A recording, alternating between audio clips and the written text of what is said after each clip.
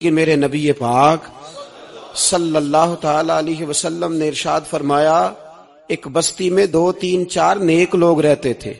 میرے پیارے کریم رسول فرماتے ہیں 3 4 بڑے پرہیزگار، متقی، صاف ستھرے صوفی صاحب، درویش صاحب، علامہ صاحب، بڑے جو کہتے تھے بالکل جی میں کوئی بات نہیں کرتا، کسی بادشاہ کو نہیں چھیڑتا، میں تو بس لوگوں کو اللہ اللہ بتاتا ہوں، میرا کوئی تعلق نہیں، کوئی مرے کوئی جیے، بڑے نیک صاف ستھرے پرہیزگار۔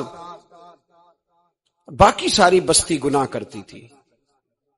نبی پاک علیہ السلام فرماتے ہیں رب کریم نے کچھ عرصے تک مہلت دی، پھر مشیت خداوندی اللہ کا قانون حرکت میں آیا تو کہا جبریل ساری بستی تباہ کر دو، تباہ کر دو۔ اللہ مہلت دیتا ہے، مہلت دیتا ہے۔ ہم لوگ سمجھتے ہیں نہیں نہیں ہماری سیاسی چالیں صحیح چل رہی ہیں، اللہ مہلت دیتا ہے۔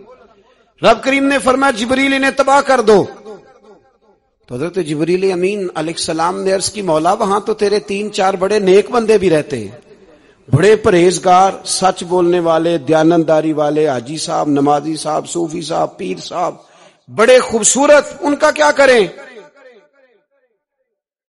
تو میرے محبوب پاک علیہ السلام فرماتے ہیں رب کریم نے فرمایا سب سے پہلے انہیں تباہ کرنا، سب سے پہلے انہیں سب سے پہلے، اور الٹ دو بستی، پہلے ان کا نمبر لگاؤ۔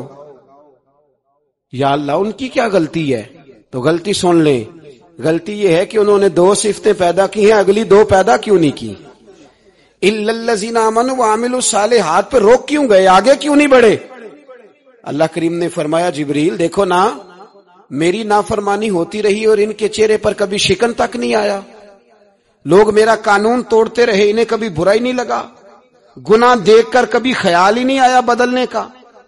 میرے بھائی امت مسلمہ اپنے لیے تو آئی نہیں دنیا میں، نبی پاک کی اس لیے تھوڑے آئے تھے کہ پیسے کمائیں، دنیا داری کریں، جھوٹ سچ ماریں اور رخصت ہو جائیں، بچے پیدا کریں۔ یہ کام تو ہندو سکھ بدھ مت سارے کر رہے ہیں، تو فقط اس کام کے لیے تھوڑی آیا ہے۔ کنتم خیر امت اخرجت للناس، اللہ فرماتے ہیں میرے محبوب کے غلاموں تم بہترین امت ہو، میں نے تمہیں امتوں کے بھلے کے لیے پیدا فرمایا ہے، تمہیں لوگوں کی امامت کے لیے دنیا میں بھیجا ہے۔ اے نوجوان مسلم کبھی یہ تدبر بھی کیا تو نے؟ وہ کون سا گردو ہے جس کا ہے تو ایک ٹوٹا ہوا تارا؟ تو نے کبھی سوچا ہے تو کیا ہے؟ پتا ہے تجھے؟